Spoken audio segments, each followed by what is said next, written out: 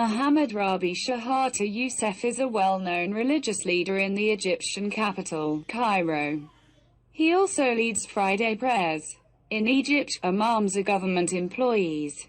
They can offer prayers or deliver sermons of their own free will. The state also gives permission. No person or party like Pakistan gets up and starts preaching, or any raw scholar does not turn on the loudspeaker and address. Nowadays, I am listening to the faith-inspiring sermons of a Zakir from Karachi, who sometimes kills people in the jungles of Burma and sometimes runs a horse on the water in the Chinese seas and rescues a drowned prince with one hand. They take them out. They make clips from their visitors and viewers. They post them on social media. The clips are viral and there is not enough life in the state to appeal to them, sir. Just keep your hands light, but it doesn't happen in Egypt. In the country of Hazrat Imam Shafi'i, all the scholars, mosques, congregational halls and madrasas, they work under the supervision of Satan. Egypt is the country about which it is said that the Holy Quran was revealed in the Hijaz, but it was recited by the Egyptians. The Egyptian Qari is still number one in the world. Come to the Egyptian government closed all mosques and churches in the country on March 21st after Corona. Friday prayers were also banned. But the Imam of the mosque, Mohammed Rabi Shahata Youssef, secretly began teaching Friday prayers in his home. Imam Sahib's house was raided and he was caught with red hands, including his followers. The government also took him into custody. He also fired him from the imamate and revoked his license to speak. Therefore, Allama Mohammed Rabi Shahata Youssef will no longer be able to address and lead in any part of the country. Why? Because in Egypt, the government issues licenses for all three of the Quran and imamate, and there are regular qualifications and tests for the license. There is no one who grows a beard and becomes a Sufi, Imam, Khatib, Maulana or Allama. Religion is more difficult than engineering and medicine. In Egypt, anyone can become a doctor or an engineer, but not everyone can be called a scholar.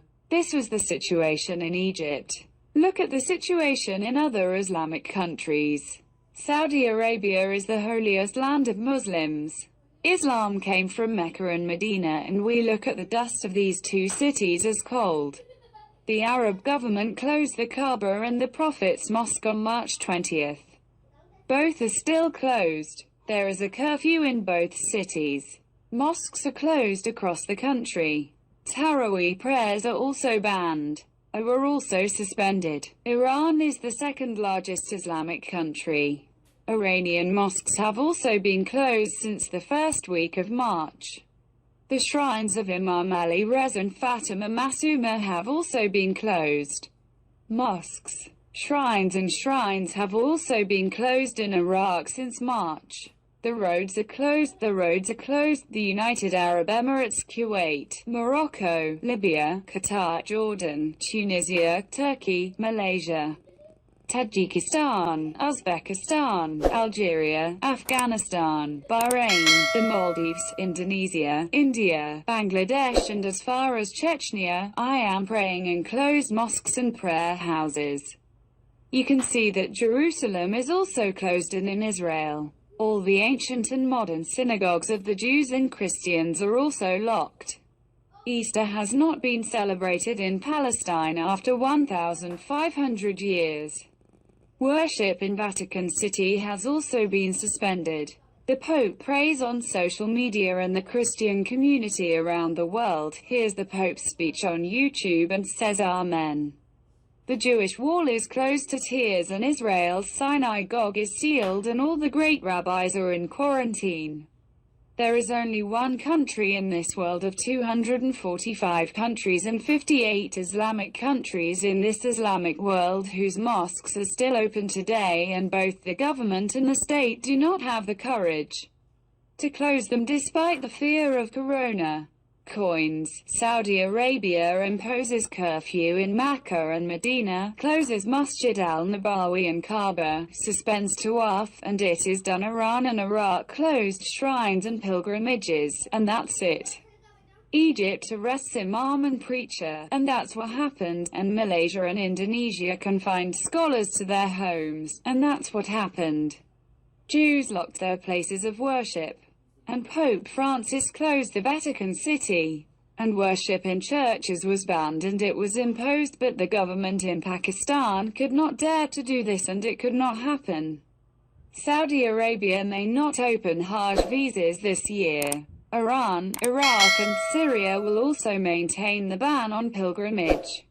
They will do it and it will not happen.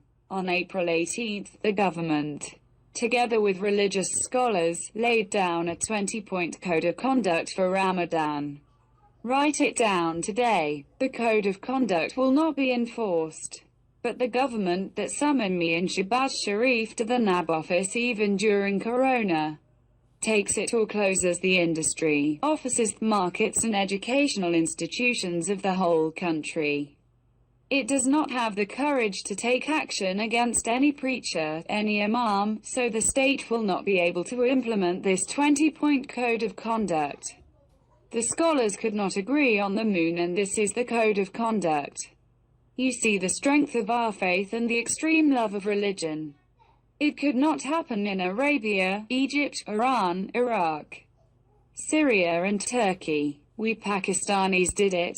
Friday prayers were held in our mosques, congregational prayers were held, preaching work was going on and pilgrims from Iran, Iraq and Syria kept coming to the country, and we were also running horses in the Sea of China. You see the truth. The shrine of Nabavi and Imam Ali Raza was closed, but our sermons and our mosques remained inhabited.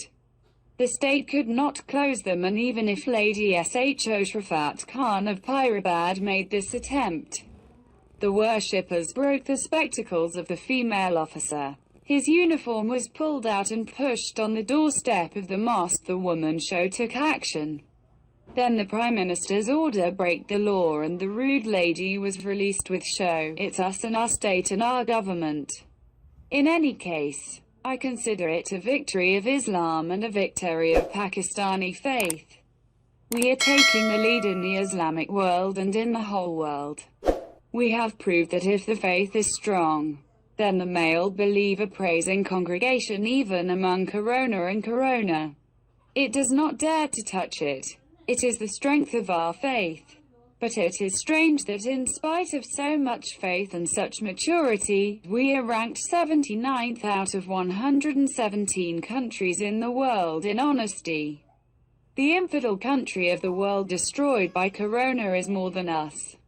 Are honest, we are among the 10 worst countries in the world in terms of food and medicine. We are the second worst in the world in terms of air pollution. We are also in the worst countries in terms of poverty, ignorance and disease. They have the lowest levels of justice. I don't understand why our faith is shocked when it comes here.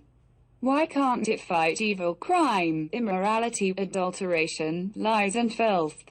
Our imams, our preachers and our ulama frighten Corona. They chase him away from the mosques. But why have they not been able to stop this mixture, hoarding, oppression, abuse and crime till today? Why are we ahead in the fields? Why are we still sitting in mosques waiting for the corona vaccine to emerge from Europe and America? However, I apologize to my scholars for these misconceptions. I also congratulate them. Yes, we have proved that we are better Muslims than the whole Islamic world. We are champions, we are winners.